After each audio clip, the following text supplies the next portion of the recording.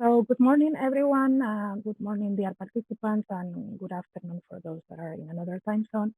My name is Pilar Abello. I'm from the Stockholm International Water Institute, and it is a pleasure to welcome you all today to this webinar, Water and Open Government, the Cases of Armenia and Ghana, which is co-hosted by the OGP Support Unit, CIWI, the Water Integrity Network, World Resource Institute, and Fundación Avina. Bringing clean water and sanitation to everyone is one of the primary challenges faced by the world today. And with the support from the OGP Multi-Donor Trust Fund, supported by the World Bank, this community of practice on water and open government will be organizing a series of webinars that aim to bring together the open government community and the water one to encourage peer learning and knowledge sharing on critical open government issues among civil society. That can help us improving water and sanitation service delivery. This webinar today will highlight key lessons and challenges based on existing water commitments in Armenia and Ghana. But before we get started, allow me to go over to some housekeeping and format of today's webinar. The first part of the webinar will be reserved for the presentations, and then in the second part, we will allow time for questions and answers. But we would like you to remind you that during the webinar, only the presenters will have access to the microphone, and the participants, you can use the public chat to either exchange ideas, make comments, ask questions, and also share any other additional information with the whole group. At the end of this webinar, the OGP Support Unit will share a copy of the presentation and the link to this recorded session. So if you have not been able to attend it today, or you know someone that hasn't, it will be available in the coming days. So this was just the introduction, and without more delay, I'm pleased to introduce you today the speakers. So welcome Adna Karemi Oates. She's the Program Officer on Thematic Priorities at the OGP Support Unit. We have also with us Isaac Aidoo. He's the OGP point of contact in Sekondi Takoradi in Ghana. And then we also have Edgar Pirumian. He's the Head of Water Resource Management Agency in Armenia. Thank you all for being here with us today. Let me hand over the floor to Adna to kick us off. So Adna, over to you. Thank you very much, Pilar, for the introduction, and warm welcome to everybody that's joining the conversation today. It's a pleasure to see so many people on the webinar. I know that many of you may be quite familiar already with the Open Government Partnership, but we also have colleagues with us today who are not as familiar. So for their benefit, I want to take these first few minutes to provide some background and explain what the Open Government Partnership is, as well as give a short overview of how the Open Government Partnership platform is being used to achieve improvements in this sector, in the water, sanitation, and hygiene sector. So the mission of the Open Government Partnership, or OGP, is to help transform government at both the national and local levels, from a government that serves itself to one that serves its citizens. And we believe that this happens when governments and citizens commit themselves to the values of accountability, participation, inclusion, and responsiveness, and they work together to put forward reforms that reflect those values. And you can see on this slide that OGP was founded in 2011 by government and civil society advocates who came together to create this unique partnership of government and civil society. And since the founding in 2011, we have grown to 78 countries, as well as an increasing number of local governments, such as Sekondi Takoradi, who is presenting today, as well as thousands of civil society organizations, academic professionals, and private businesses. At the core of OGP and how it works is this domestic dialogue between government and civil society. And they together, through an action plan process, put forward 2-year action plans that include concrete reforms or commitments. And the progress of each member, OGP member, on these commitments, in other words, are they following through on what they said they were going to do in this action plan, is independently monitored through the OGP independent reporting mechanism, and it's also publicly shared and discussed.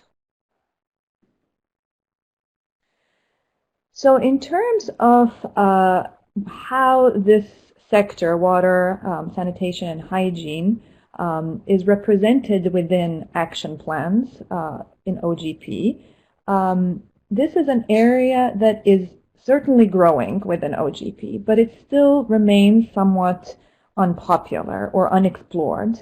And often we find that that's because governments and civil society aren't sure how they can use open government approaches to make improvements in the sector. And this webinar is one of the ways to improve knowledge on this topic and to share some ideas.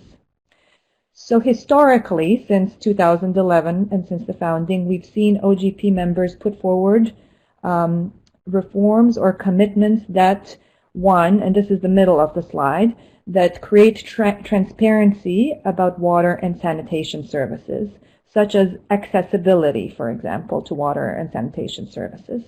A second area of commitments has dealt with creating transparency about the governance or the management of the water sector.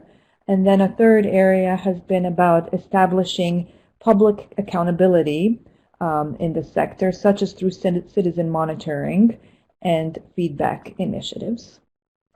And so far we've seen 65 reforms or commitments in this sector in action plans, meaning that there have been more than one commitment by a member. So we have several countries that make 2 or 3 commitments in the sector, which is great to see.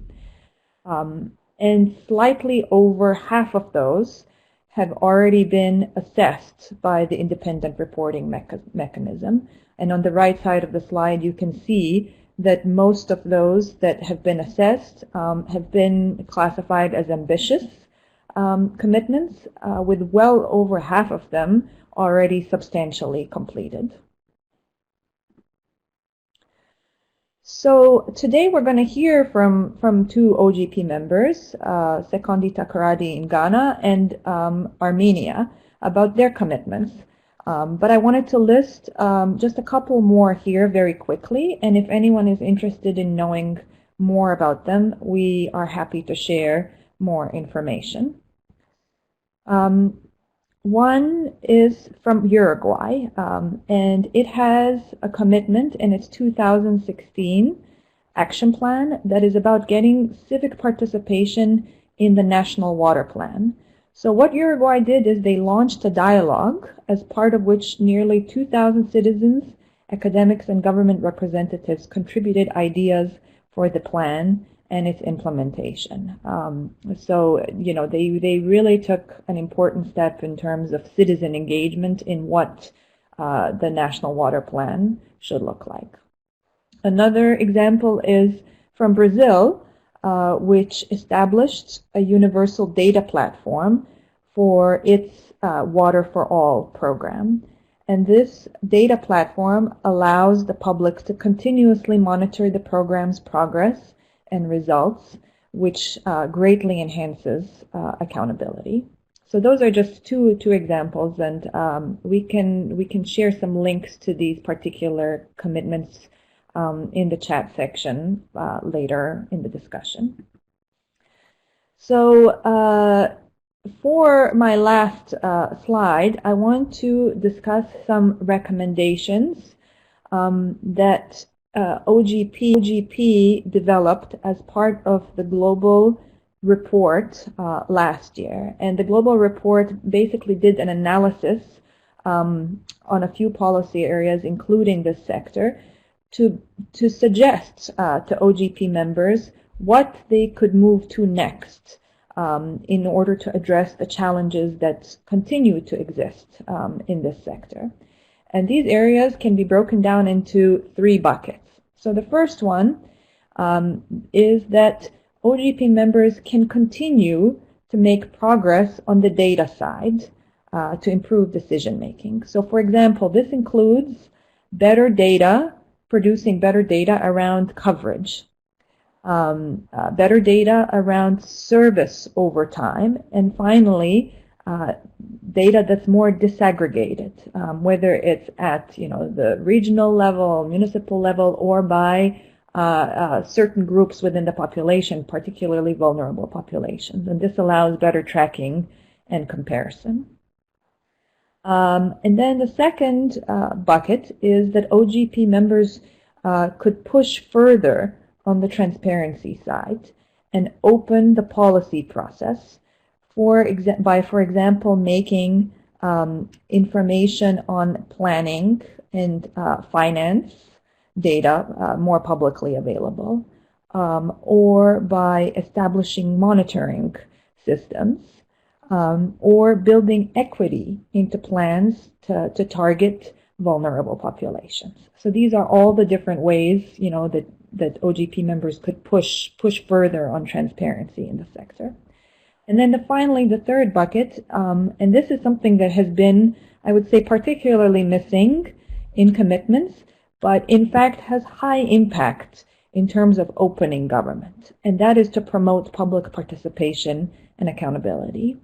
And this includes finding ways to involve citizens in prioritizing and planning. Or another way is to increase access to effective complaint mechanisms for citizens, so that feedback loop is there, and citizens, have a way to file or create complaints about services that are then followed up on. And all of these are really important in terms of opening up the water sector and opening up government more broadly. So I'm going to stop here. I'm happy in the discussion section to answer questions about any of this or provide more information. But I'm going to turn it back over to Thank you very much, Daphna, for this introduction.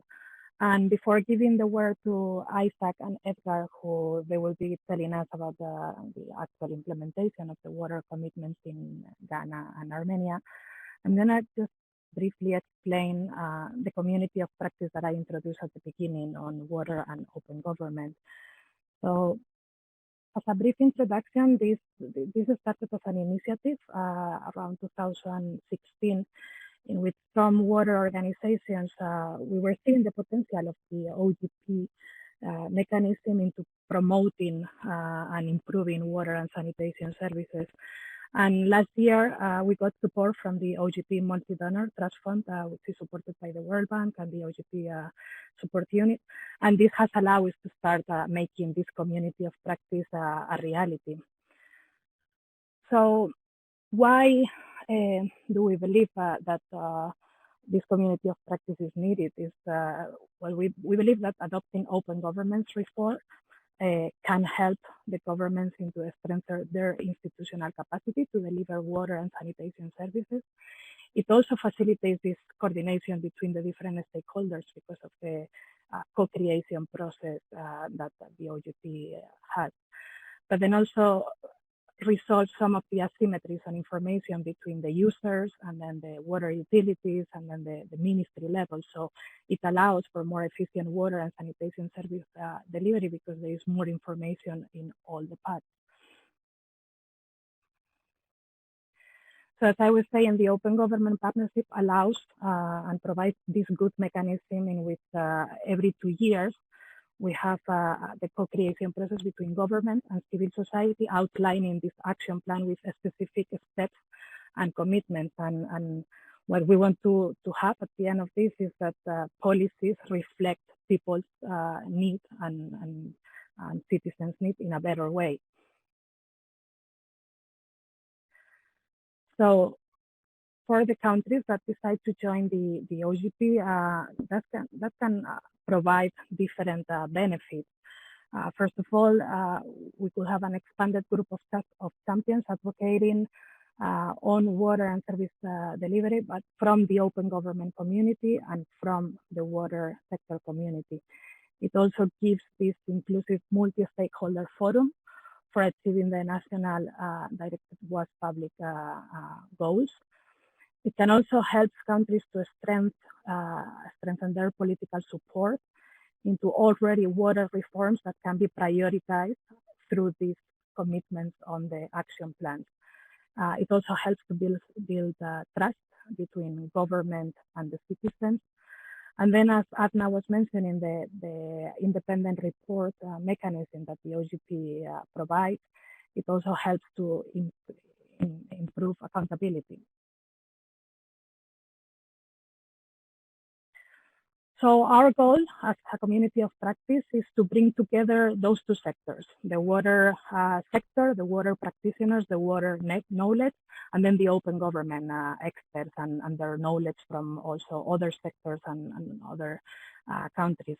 So we want to facilitate this knowledge sharing and the development of different initiatives, cross-sector approaches that can, in the end, improve transparency, inclusive participation, and accountable decision-making in water and sanitation services.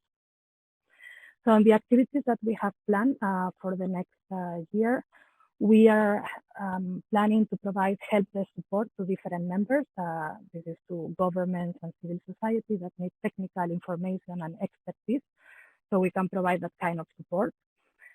Then also we are planning to develop different products, knowledge products, to share the knowledge and then different case studies that have already implemented commitments on water and sanitation around the world. We are also organizing different learning events to learn with peers, and then also like events like this one, like the webinar, or different also events at regional level. For example, we did organize one in Brasilia a month ago. And then also we are trying to strengthen international and national coalitions that can effectively use the OGP platform to push for water reform. So on the events that we have already conducted last year during the World Water Week in Stockholm, we launched this community of practice, presenting it to the different water practitioners.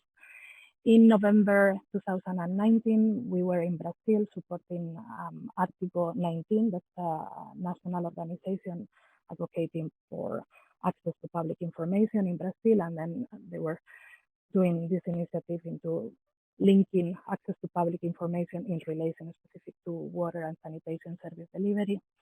Recently in Uruguay, we held an event on water and open data in which we brought together open data reformers, both and water reformers, to basically shape this agenda on open data for the water sector. And then just recently in Brasilia, we organized a workshop with regulators and water governing bodies from the Latin American region to discuss what could be the different initiatives implemented by either the regulator, either the ministry line to promote the open government agenda in the water sector. So some of the activities that we are also conducting, we just started to develop this newsletter that it will be done every 3 months. So if you want to receive this newsletter, please contact us. I will share the email later on the presentation.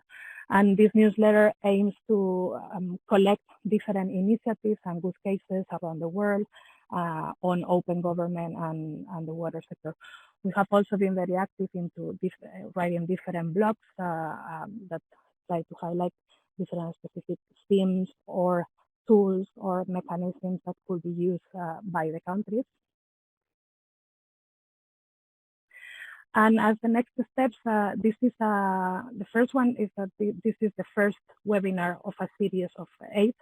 So from today till next year, we will be organizing webinars on different specific themes.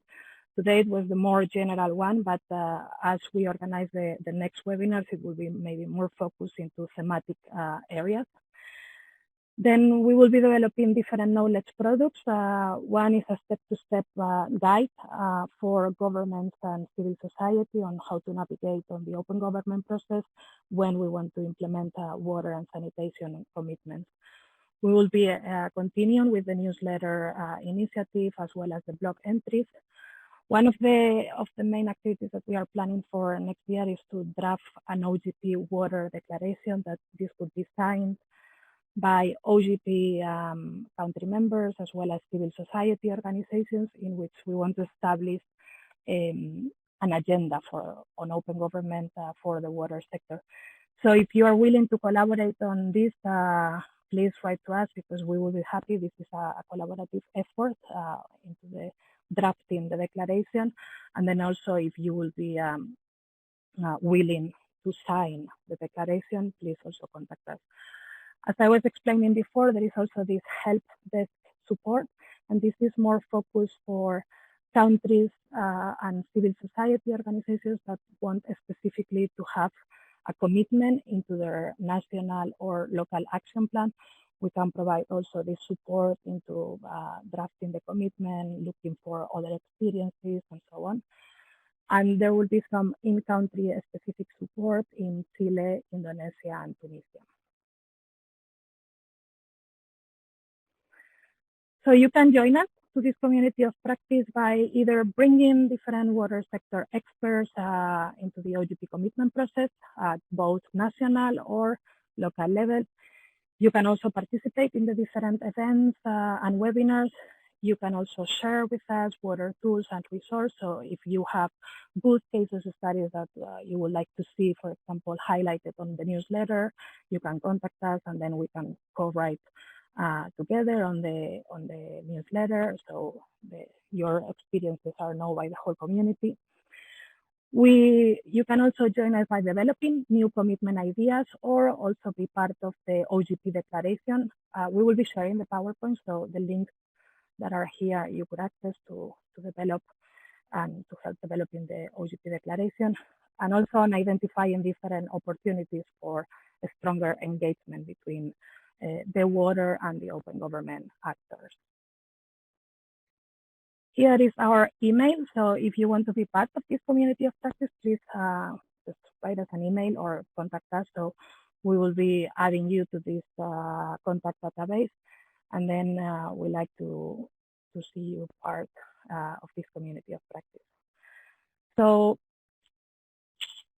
this was an introduction of the community of practice, and I don't want to extend more, but if you have questions, put them on the chat, and we will be addressing the questions at the end of the webinar.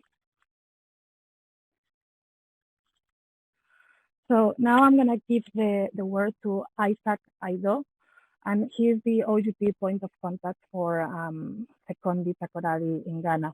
And he's going to tell us about the sanitation commitment that they have been implementing. So, Isaac, over to you.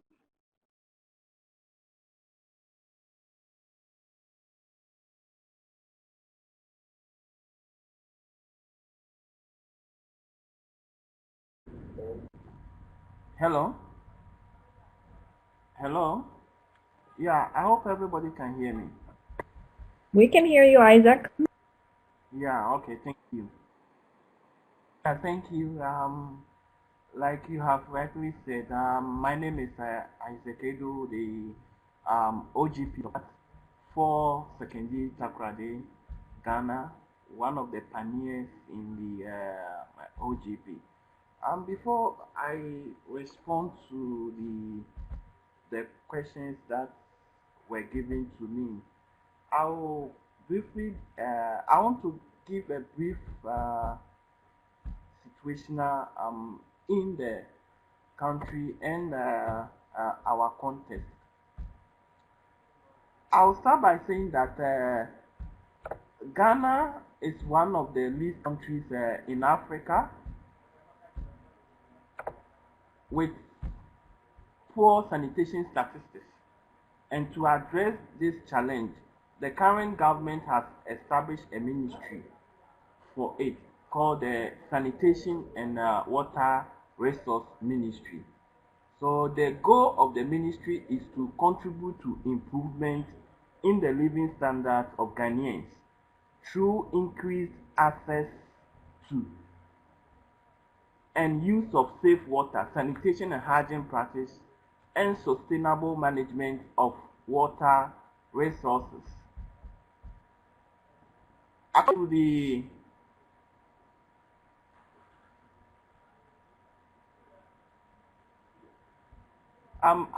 to the Ghana Living Standard Survey, which is compiled by the Ghana Statistical Service, only 35.7% of households across the country use public toilets.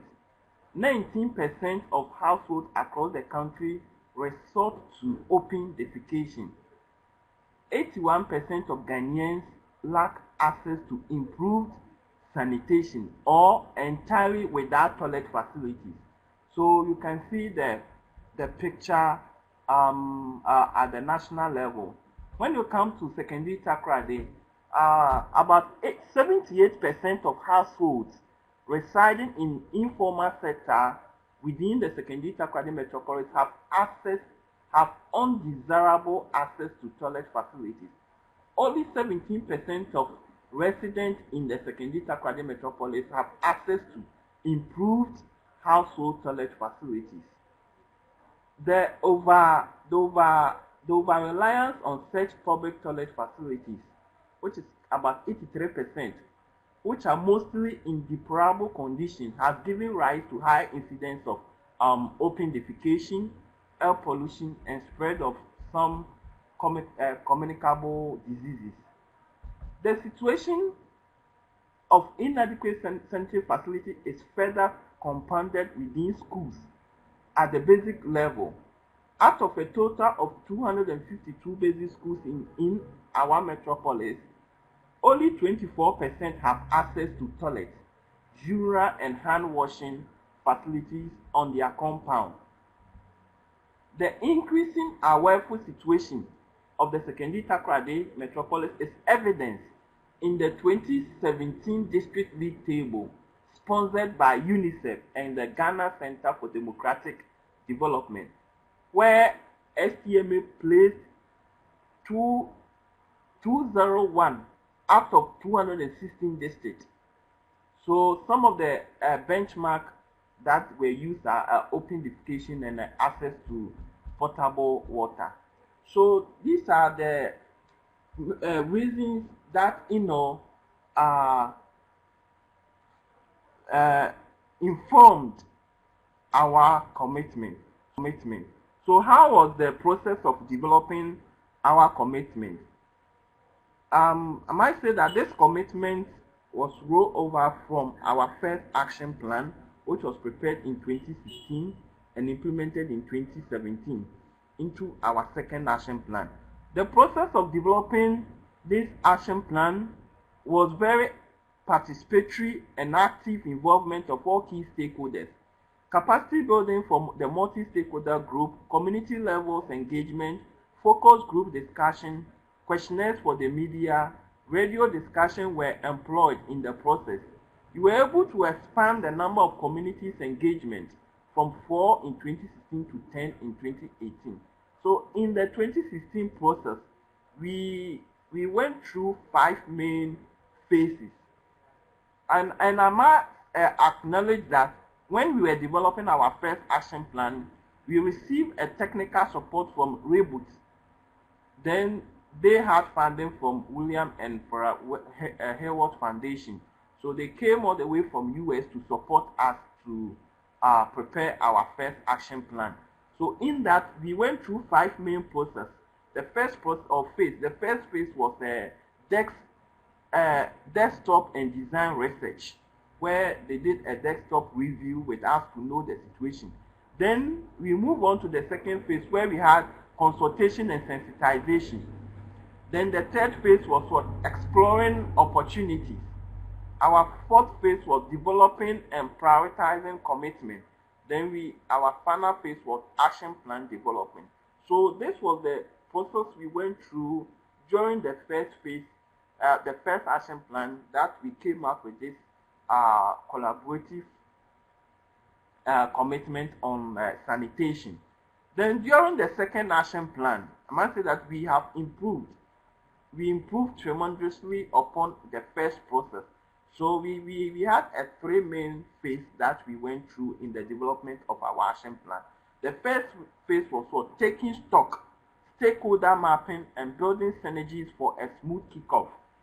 Phase 2 was building capacity, stakeholder consultation, and brainstorming sessions. Then the phase 3 was turning citizens' priorities into concrete commitment. I move to the next question. Who was involved in the process? I've categorized them into three. The first one, we have the government officials, environmental health officers, we have waste management officers, planning officers. That's from then the city mayor. Then when you come to the civil society organization, we have global communities, Friends of the Nation, STMA, CSUF, Berea Social Foundation, African Women International. These were the organizations, CSO. Then the media. Then the third group is slum communities, market women, landlord associations, people living with disabilities, then people living with HIV. That's the marginalized group. So these were those that were involved in the process of the development of the action plan. What are the benefits that I see in the co-creation process? The first benefit I will talk about is that one, there was a broad and active involvement of key stakeholders in the co-creation process, including the vulnerable and the marginalized groups, that led to the crafting of open government commitment that reflects their hopes and aspirations. Then the next benefit I also see is that the process created a civic space for the marginalized and the vulnerable group to participate in governance at the subnational level. Also, the depth of community outreach through local media outlets such as radio, public address system, and the use of the local dialect ensure a deeper understanding of the co-creation processes and open government issues to ensure ownership and sustainability of the commitment that we have developed. What was positive on the process? What was the positive? What are the positive sides during the process or for the process of developing this commitment? The first one is that one, the involvement of broader stakeholders, i.e., reconstitution of the multi-stakeholder group to ensure a broader representation. Through a thorough stakeholder mapping, the multi-stakeholder group forum was reconstituted from 15 membership, largely represented by government. That was during the first phase of our action plan.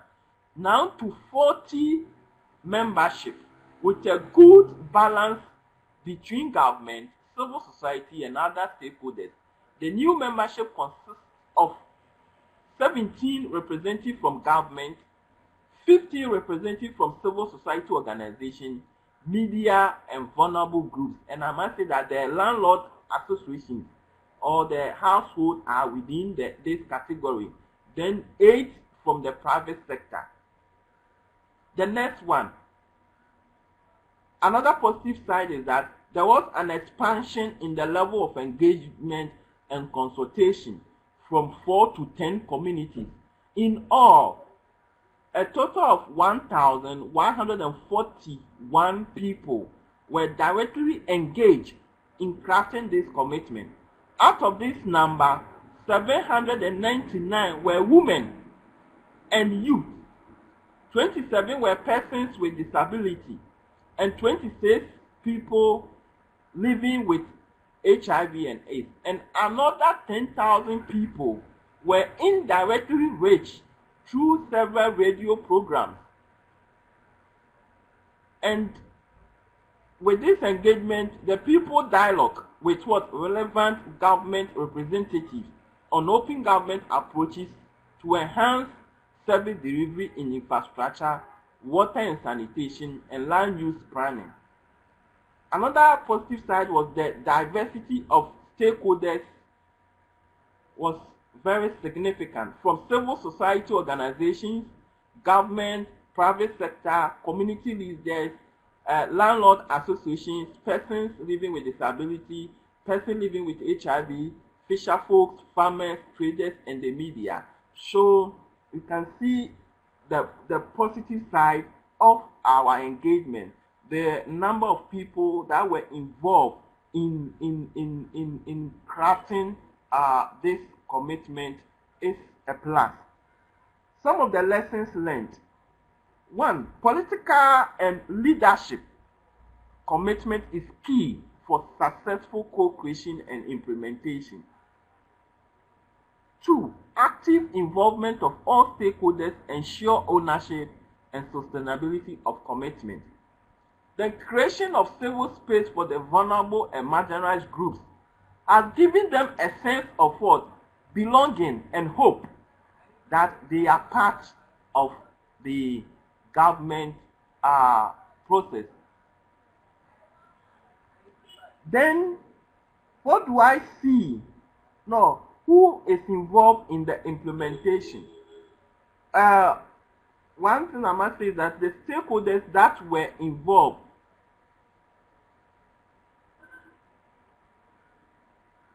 are all also being part of the implementation. You have the government, you have the civil society organization, because some of the civil society have been working in the water and sanitation sector for long. Example, global communities, STMA, CISA, African Women International. So they are those. You also have that Gift Foundation. So these are the stakeholders we are CSOs we are drawing experience from in the implementation, and they were also involved actively in the drafting of the commitment. We have the media giving a lot of awareness, creating a lot of awareness. Assembly members, you have the landlord association, then you also have the private sector. What do I see as a challenge and benefit from being this initiative integrated within our OGP? Now, from my opening and the question, the statistics I gave, that we are not in a good when it comes to water and sanitation, we are lacking. So and most of these people reside in the informal sector or are the urban poor. So funding for us to implement this commitment so that we can achieve our aim is a challenge. Like I said, since most of the households are in the informal sector within the metropolis or the urban poor. So what we are doing is that we are looking at other funding mechanisms where we want to promote a revolving fund, then a saving group among the urban poor, so that the small amount that they can mobilize, we can also support them, because we now any kind of intervention want to also see what the people can do. So normally some of the interventions, for example, global community offered in 2014 to 2016 was that they were giving 60%, then the household have to contribute 40%, but that one was in cash or in kind, so that they were able to extend water and toilet facilities to some urban poor in the metropolis. So we want to also adapt such approach so that we can help the urban poor in this regard. the benefit here is that, like, it is opening up the policy process for all stakeholders to contribute. The integrating of this commitment into our OGP is that it is opening up the policy process for all stakeholders to contribute, for us, all of us, to come together so that we can, solve this problem. Then, how is the collaboration between landlords, resident association making the difference? The difference this collaboration is making is that, one, we are now working with them to exploit innovative and appropriate toilet technologies, as well as funding opportunities in the implementation of this commitment. Like I said in my area presentation, that now we are looking at how we can mobilize them in groups so that they can contribute either in cash or in kind. Then whatever support that the municipality can offer, then you also come on board. If an NGO gets funding, this is what they have. Then we can also, another area we're also working with them to explore is to work with local banks so that they can also mobilize the household or the landlords so that they can support them with funding.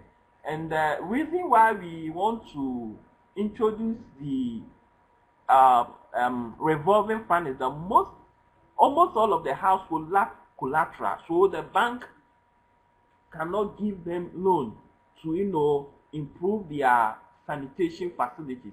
So all that we seek to do, I must say that we have been able to we are in the process of being given the OGP multi-donor trust fund, the first call that came. We are part of the 5 that were selected.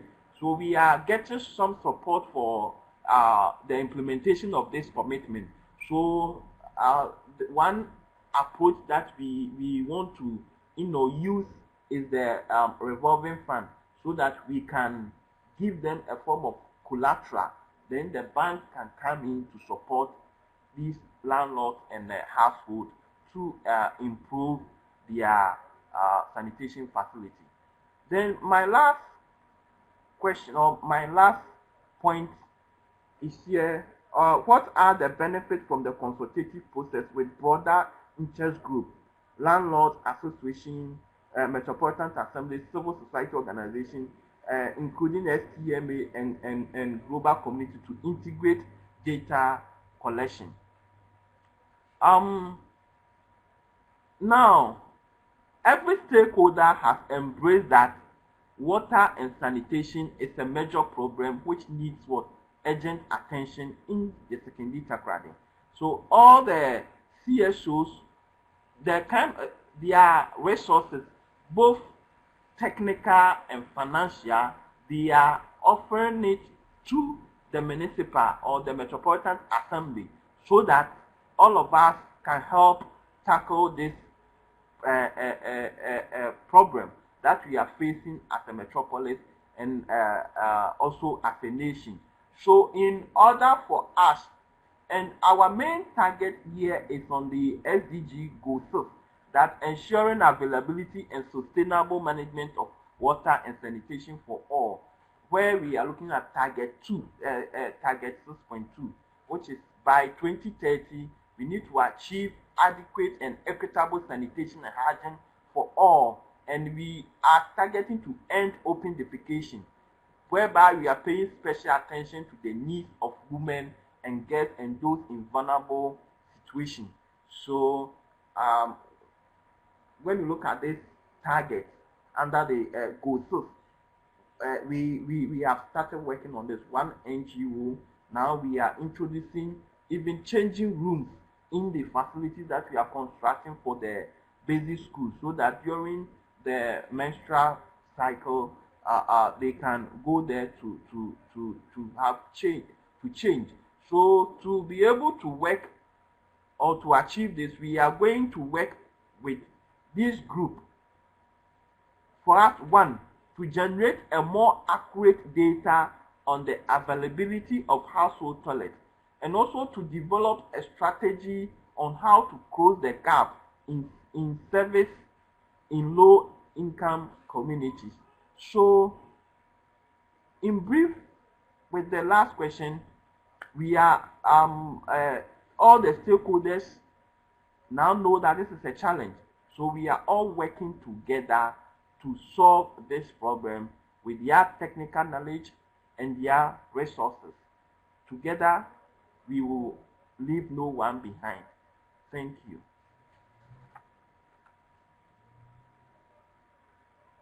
Thank you, Isaac, for this thorough presentation. And I would like you to check Isaac on the questions panel because you had some questions while you were presenting, and then they will be addressed at the end after the next presentation. So you can already check the questions that have been addressed to you. And now I'm going to give the word to Edgar Pirumian, who is the head of water resource of the Water Resource Management Agency in Armenia, who is going to be telling us about the water cadastre commitment. Edgar, over to you. Yes, thank you very much, Pilar. Do you hear me? Sorry? Yes, we can hear you well. Yes, we can hear you well. Okay. First of all, I would like to express my gratitude for giving me an opportunity to present the state water cadastre establishment experience in Armenia. Okay, let's start. After a Soviet Union collapse, a situation in water sector, in water resources management sector, was practically same for all post-Soviet republics. What do I mean? There are many gaps, many problems connected to water resources management, water system management, but I would like to emphasize, I would like to highlight three of them. First problem, it was a centralized system of water resources management. What I mean saying that? I mean what a provision of water use permit or licensing was implemented by a central office or department of authority without taking into consideration any hydrological or hydrobiological or hydrochemical features of water resources or characteristics. Neither surface nor groundwater.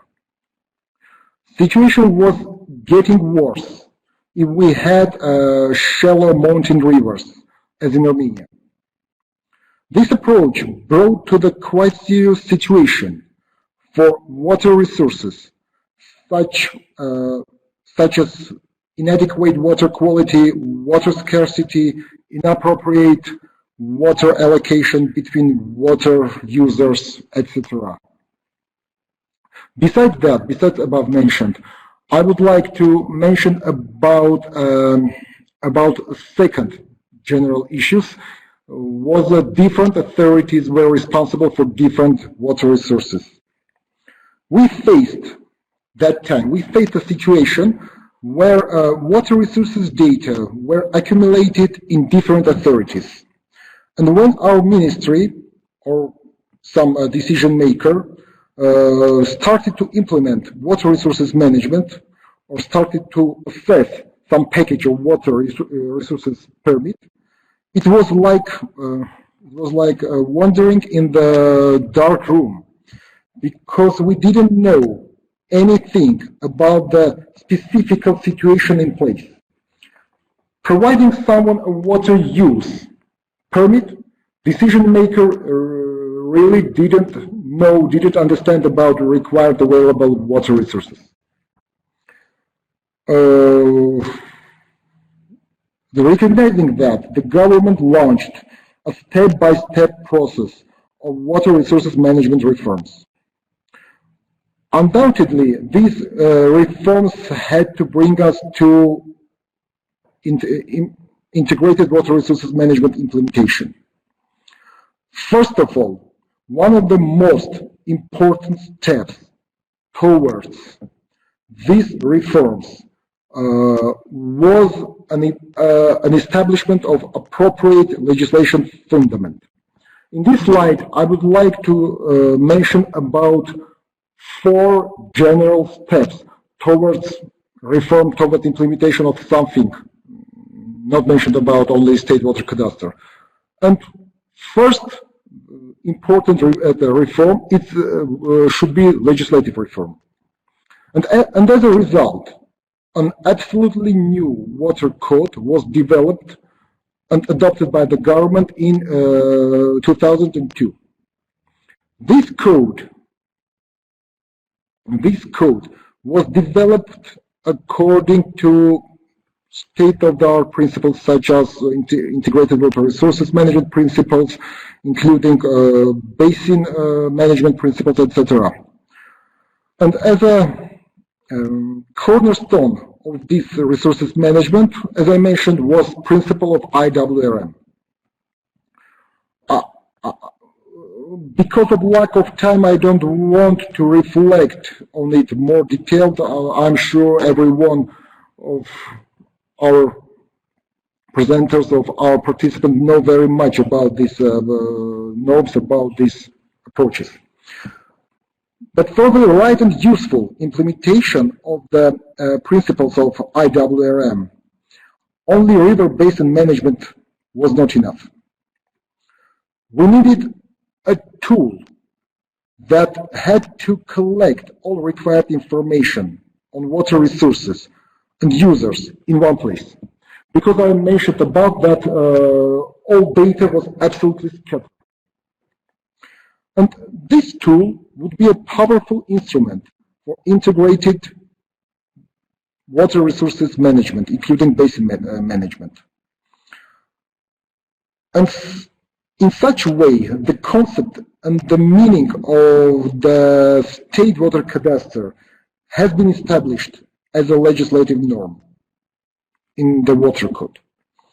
According to the water code, state water cadastre is a permanent operating system that which keeps comprehensive record of quantitative and qualitative data on water resources, water intake, watersheds, composition and quantities of material and biological resources, which are extracted from water basin coast and bed, and as well as a record of water users, water use permits and water system use permits.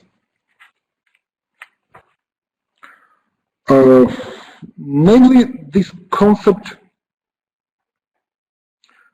covered entire possible data on water resources, water users, and systems, as it was mentioned below by me.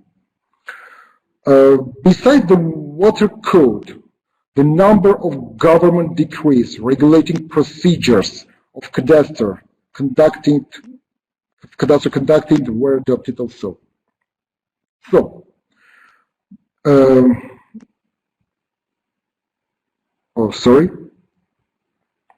Okay, in this slide, I would like to show the main legislative reforms. The second reform, the government decree, was adopted on the maintenance of the state water cadastre in 2017. So, the next important and significant steps towards reforms are establishment of institutional basis. After that was a technical maintenance, and in the end is implementation. So, okay, in this slide I would like to present you the entire territory of Armenia that has been shared according to hydrological principles into the 6 basin areas. I would like to mention also that 3 of them already have basin management plans.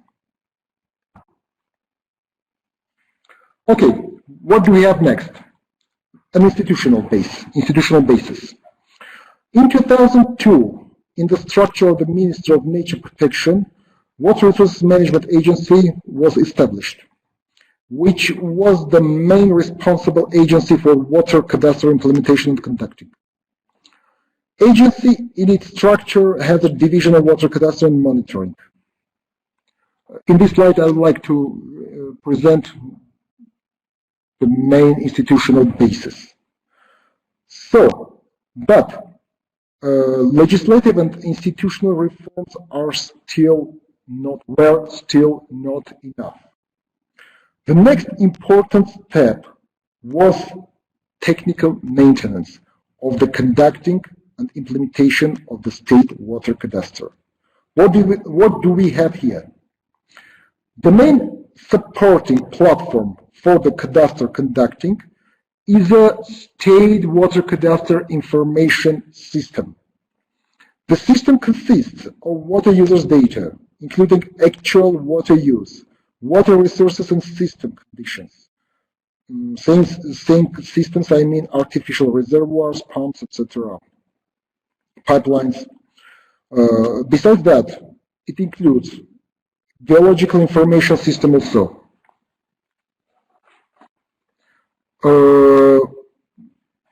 The next system for cadastre conducting that is not still finally ready for use is 3D modeling data and software on arid valley, artisan groundwaters.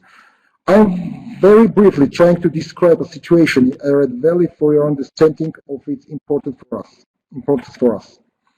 The valley is a big underground reservoir of drinking quality waters with positive piezometric pressure. Because of tremendous overuse of the positive piezometric pressure balance dropped significantly. And this came to that approximately 32 settlements were practically deprived of the water for irrigation and drinking purposes. Now we are trying to recover this reservoir, conserving and use wells, and limiting some types of water use. The next technical tool that I'd like to mention from cadastre implementation is a horizontal and vertical connection between stakeholders and different social groups that are interested in water management, but are responsible in water management also, in the implementation of water resources management. This tool is under construction still also, but developing this approach, we are trying to create some connections, some liaisons between the stakeholders who are responsible for different water sector. For example, hydromet sector and the surface and groundwater monitoring quality unit, or water committee who is responsible for water systems, environmental inspectorate, etc. All the stakeholders will have some limited access to cadastre information system and will download the water available information available for them. Later, when all these tools will be developed and established, the main cadastre data on water will be available as open source for social sector. All this data will be transparent and available for population, and some activities are implemented nowadays already. With support of project ENI says, a water portal platform is being developed now. This platform will have all information required, all information that is required for transparent and joint water management tool, for water management activity. The very important tool for transparent management of water resources is could be online water use permit platform. This is a very useful guide, very useful tool for potential water users. The platform contains an information on the required documents to obtain water use permit and adopted application forms. Besides that, the platform significantly reduces communication between people and officials. So, this slide shows the index, first page or index page of the state water cadastre information system. Here you can see application water use permits, actual water use permits, discharges from different lakes, observation points of water resources, observation points by hydromet or monitoring center, monitoring data of fresh groundwater resources, ecological flows, annual pollution of water resources, water quality, groundwaters, etc. As you can see, we are trying to cover all possible data, all possible interactions between water users and between sector of decision makers and nature also. So this slide shows as we make surveillance of hydroelectric stations for actual water use, including actual water use. This graph shows permanent water use from water intake points for hydro power stations. And this is 3D modeling data and software that is under development, is being developed now on Arid Valley artesian groundwaters. So, okay, and this is the tool that I talked about. It's the online water use permits platform that very soon will be ready. Very, very soon. And this platform also will be available on the online web page.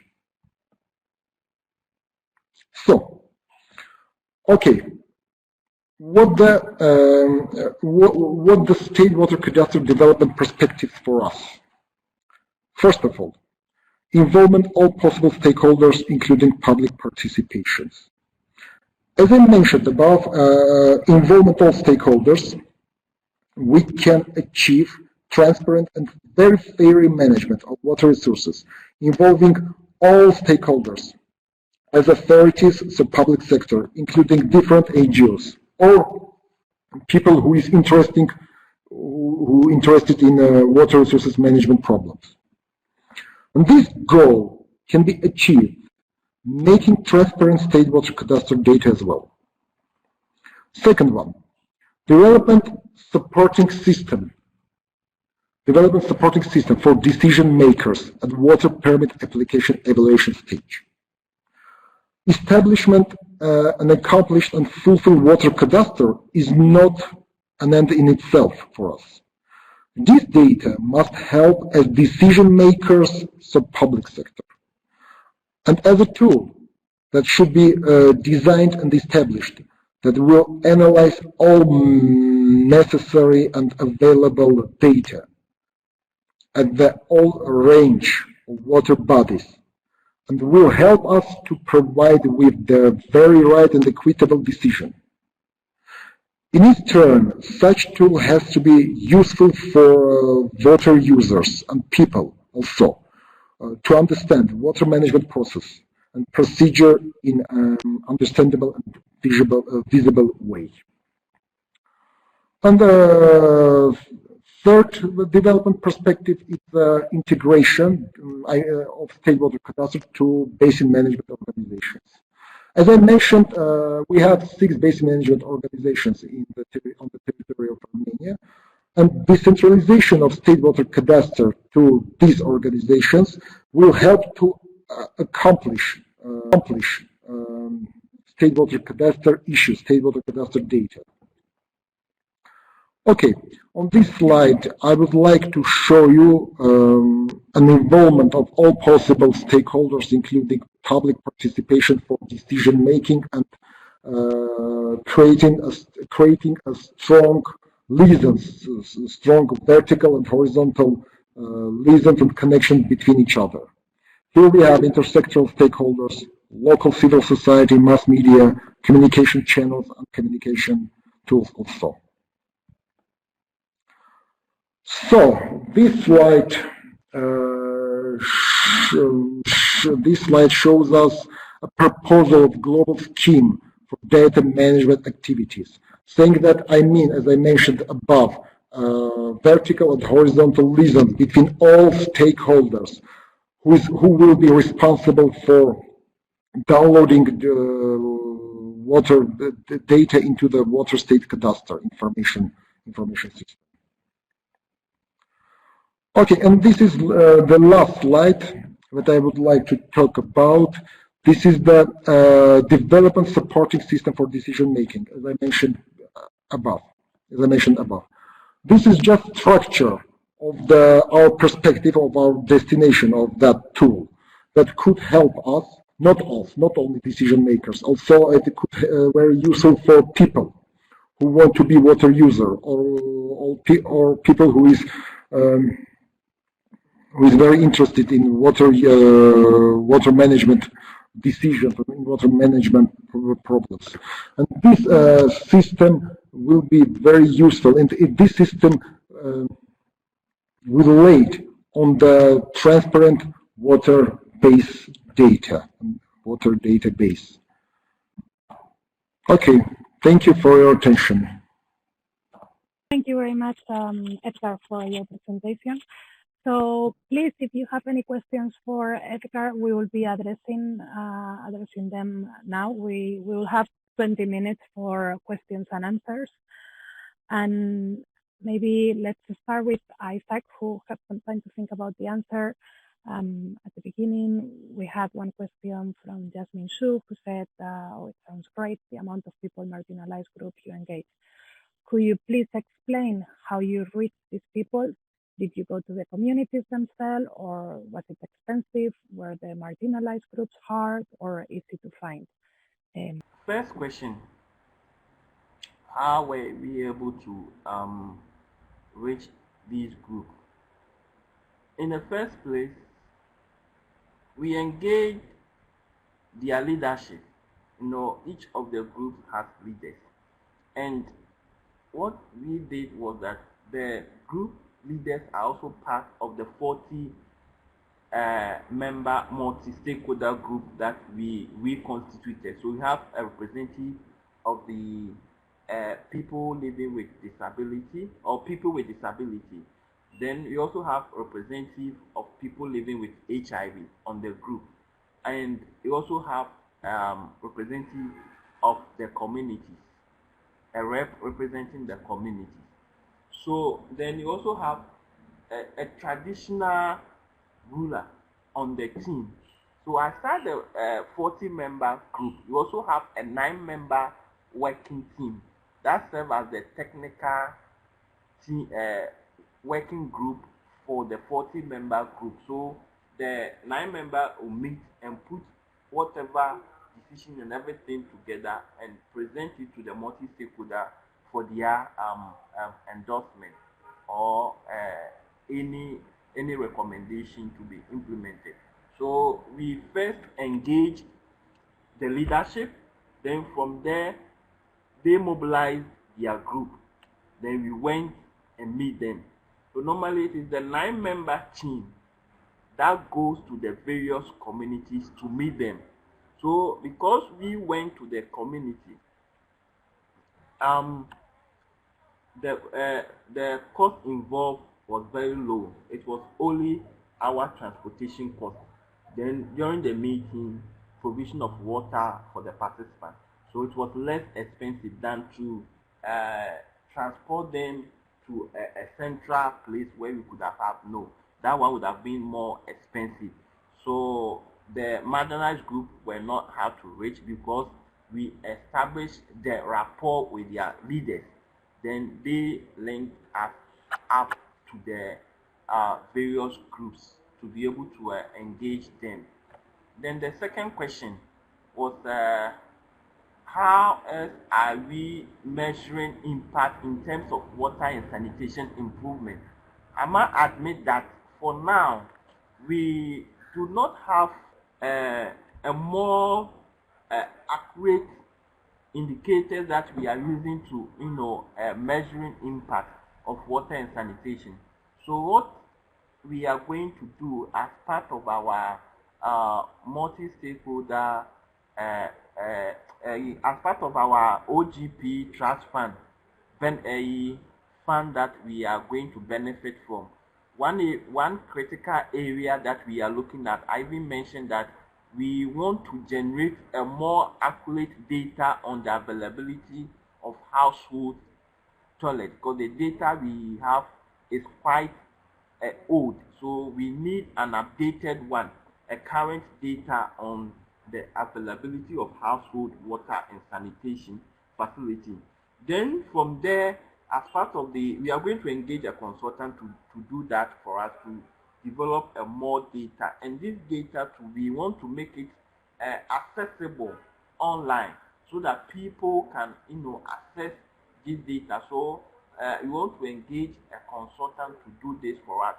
Then from there, he will, together with the consultant, we are going to develop indicators that the metropolis or the assembly we can use, to measure impact of our water and sanitation, because there have been some level of investment into the water and sanitation sector. But since we don't have these indicators, a formalized one that we are using to measure the impact, it makes things very difficult. So we are going to work with all the stakeholders. Then we can come out with indicators that we can use to measure. So we will also fall on you so that we can also help us join the indicators that we can develop, so that it will help us to measure this impact. Thank you. Okay, thank you, Isaac. I'm going to take one question to Edgar, and then there was another comment from Philip Songa that is addressed to both speakers. So let's go first to the question to Edgar. And Edgar, they're asking you, James Letten, who could you convince the public authorities to open access to water information for all? He says water information, particularly how much its corporate users can be can be sensitive information. First of all, I think that every country should have a political will. If they have a political will, all steps will come into implementation, I think. And public authorities, saying public authorities, do you mean NGOs or something like that?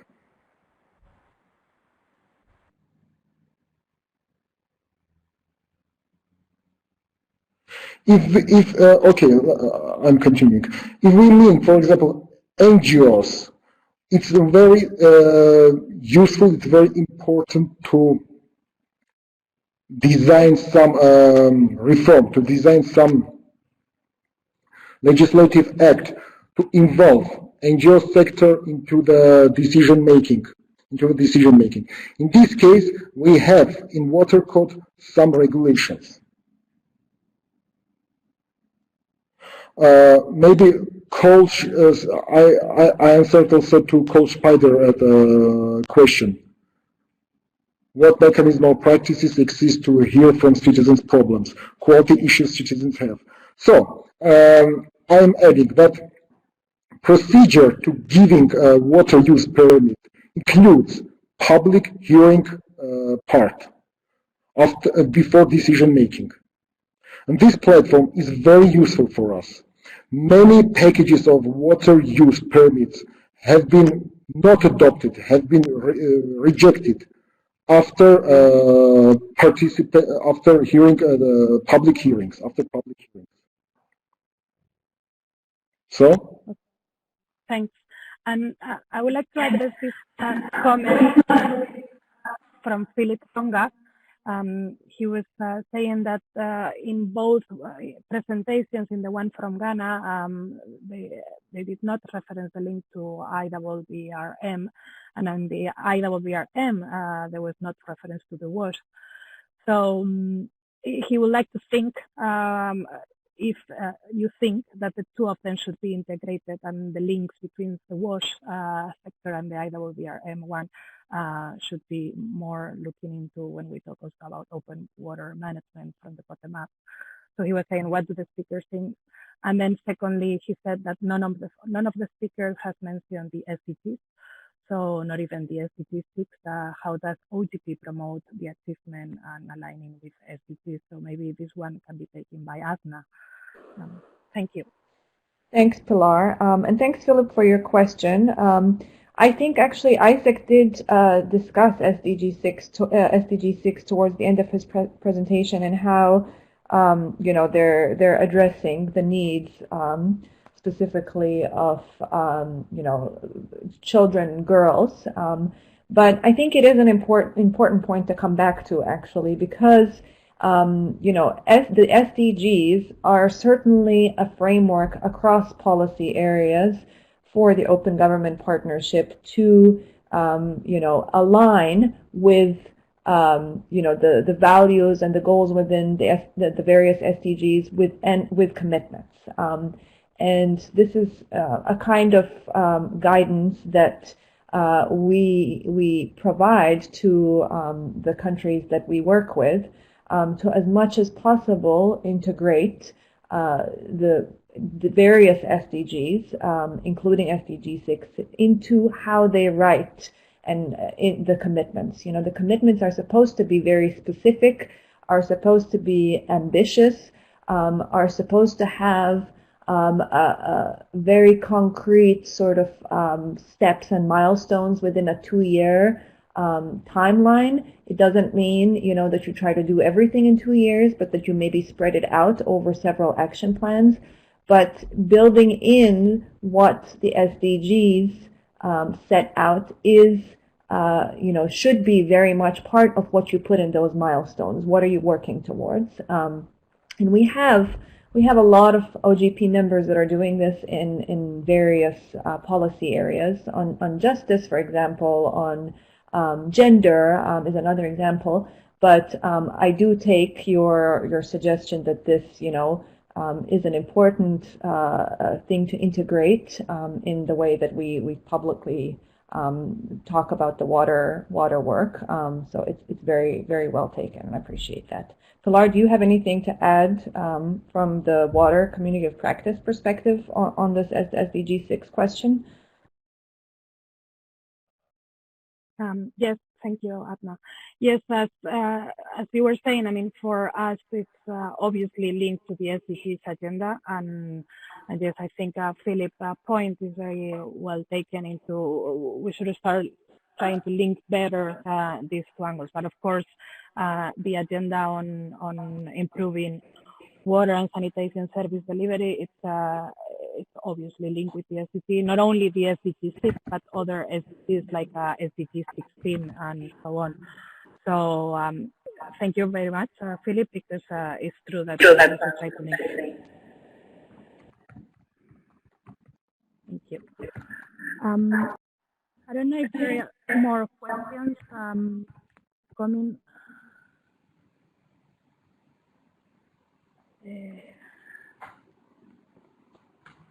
There is one from Stepan Klatsakan. Maybe someone is, can you please mute yourself if you're not speaking now? He says, according to appropriate authorities, flood forecast has high accuracy in Armenia, but because of absence of near real-time data for research centers, it is not possible to have public control to that accuracy. And he says, is there any steps regarding such issues? So maybe Edgar, if you want to respond to this.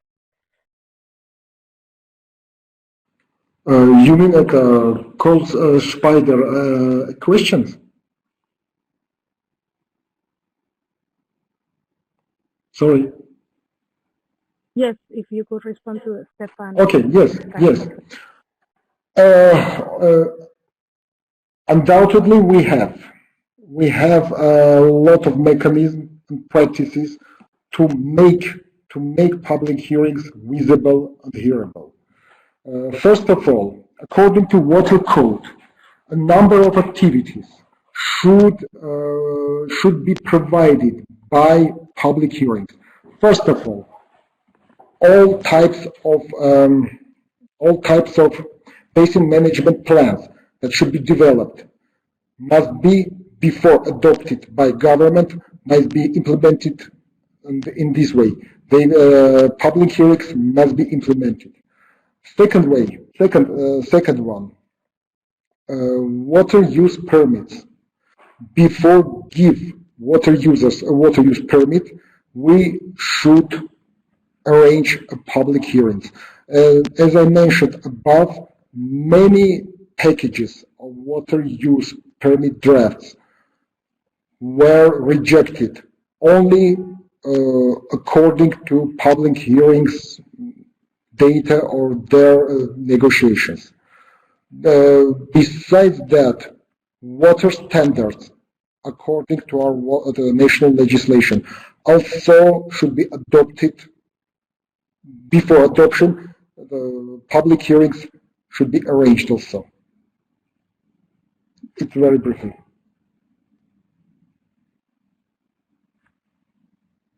Thank you very much, Oscar. Yes, maybe you mute. Yeah, no. So yeah, there was one question that we missed before, and the question on the SDGs. The first question was initially on the link with WASH and IWDRM. From CWI's side, we definitely think on the same line as you were saying. I mean, we believe that these links should be made it, and we should start going outside the traditionally silos that we have been working on recently, like the WASH people and the IWDRM practitioners. But I'm going to let either Isaac or Edgar to comment on this. How do you see this in your day-to-day? Is it something that it's being discussed? Like, are you establishing these linkages between the WASH and the IWDRM sectors? First of all, I would like to mention that, as I mentioned above, state water cadastre is a very powerful, very useful, very huge instrument to water management in all sectors for Armenia.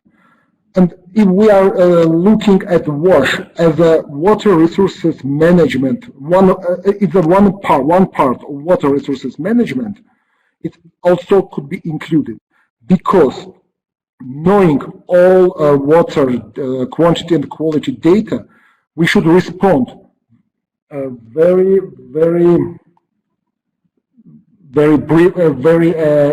at the right way and very correctly to change or to correct or to recover many WASH problem. And okay. No.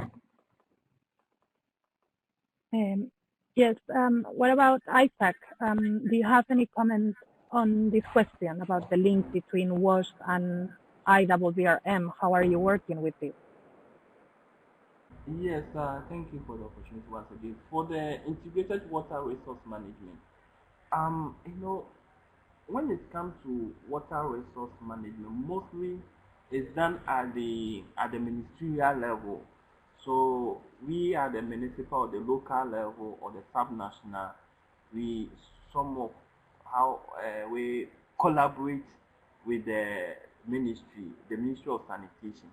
But notwithstanding, we will see how, because our focus mostly is on the WASH, how that's our mandate as a municipality, how we can improve access to water and sanitation for our constituents. But mostly the water resource management is done at the highest level. The minister is in charge, then we collaborate. So we will also see how the role we can play in this the wash and the IWRM management. Thank you. Okay, thank you very much. And thank you, everyone. Thank you, first of all, to the OGP support unit for helping us organizing this, to Katrina and Adna. Thank you to the speakers, Edgar and Isaac, for your very good presentations and enlightening about the sanitation and the water cadastre commitment. And thank you to all the participants that joined. This is I'm very happy because it was quite a big number of participants, so I'm very happy that this is generating interest. I have been posting the email in which you can contact us to join this community of practice. And the idea is that we start generating and sharing more knowledge around the open government reforms and the water one. So in the end, we can achieve the SDG agenda and improve water and sanitation services by fulfilling the human rights. So thank you very much to all. We will be uploading this presentation as well as the recording video. And I hope to see you again in the next webinars. Thanks, everyone.